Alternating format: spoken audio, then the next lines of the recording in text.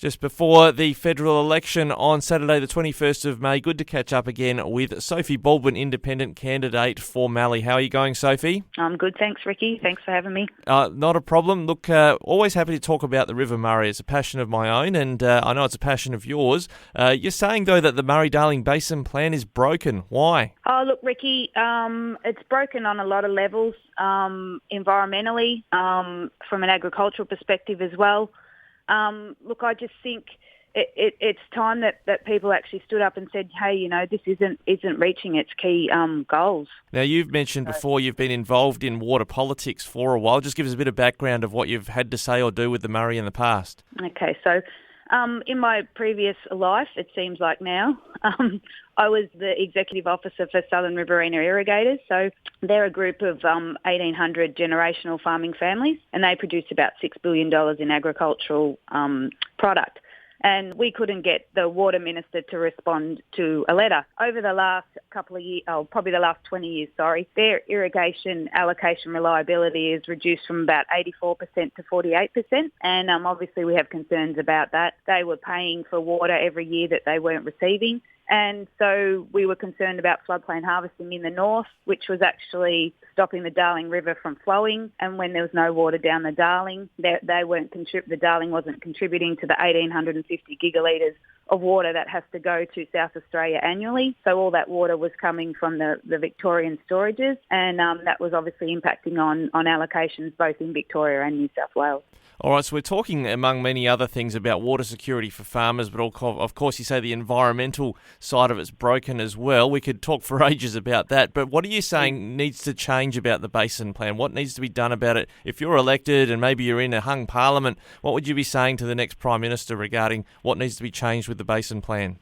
Well, to me, Ricky, I think the fundamental flaw of the Basin Plan is that it is based around a volumetric number, whether that number is achievable to be delivered or not. And that, to me, is a key problem. I hate it when the argument becomes about environmental water versus irrigation water. That's not what I'm about, and that's not what the management of the river should be about. We actually need to have both. We need to have a connected river system, and we need to have a healthy environment so we can farm. But we also need irrigation to produce our staple food products. So, you know, we've got to come together and we've got to try and work out a solution. We've got to work within the capacity of the river, and we've got to protect the actual health of the river as well. So you're saying when the volumetric issue, we've got the 2,750 that's meant to be delivered to South Australia every year, but then there's this 450 gigalitres, some describe as upwater. The National Farmers Federation say they don't think that should be delivered now. Where do you stand on those volumes? Yeah, no,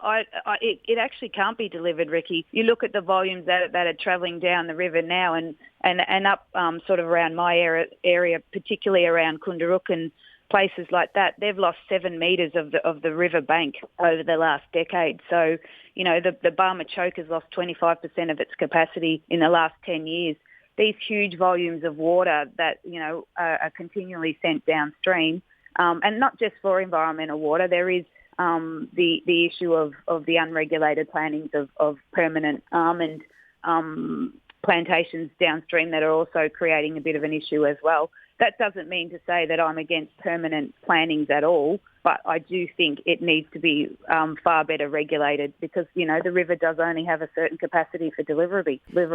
All right. So, Sophie, people will be looking at you on Saturday, or if they haven't voted already in pre-poll and postal, as someone that they might send into what could be a hung parliament situation. Which way do you lean? You know, if it ends up coming down to you may need to make a choice if you're voted in as a member for Mallee between Anthony Albanese or Scott Morrison, who will you choose or what process will you take into that decision making? Look, I value my independence, and I'll just have to look at that at the time. Obviously, that's really hard to say because it could be one or it could be the other or it could be neither. So that's just a real tough question. But if it was neither, you'd be sending Australia back to another election potentially. Yeah, well, yeah, true. Look, I'll be looking at each piece of policy and see how it works for Mallee, Ricky, and you know, obviously staple food production is at the core of, you know, why I chose to stand.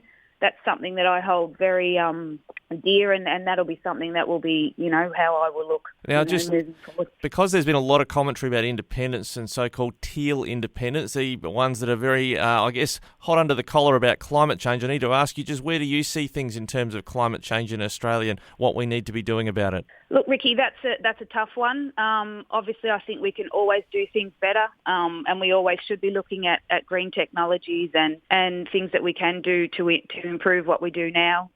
That's essential. I do think we also need to take into consideration staple food production and how that will impact staple food production. One of the things that I think has a real potential to help reduce emissions is the establishment of a proper and efficient freight rail system. If we can start to get some of the, National Farmers Federation say, they want $100 billion in agricultural product by 2030. If we can get an efficient rail system up and running, get some of these trucks off the road, there's huge potential to reduce carbon emissions just there. Now, you mentioned rail. We did ask you about this previously, the Murray Basin Rail project. I think I might have mentioned at the time, the federal government's been willing to throw $5 billion at a dam in Townsville to win votes there. Why shouldn't, I know there's this political football about who should pay for Murray Basin Rail, why shouldn't the next federal government simply pay for the whole thing and get it done? Well, that's right, and I think that's what people are just starting to say. Obviously, the whole argy-bargy between state and feds is not actually progressing the rail, so let's just get on and get it done. All right, Sophie, well, all the best for the 21st of May, and we'll be watching with great interest when we call it on election night, and thanks for joining us across the campaign. Thanks, Ricky. Thanks for having me.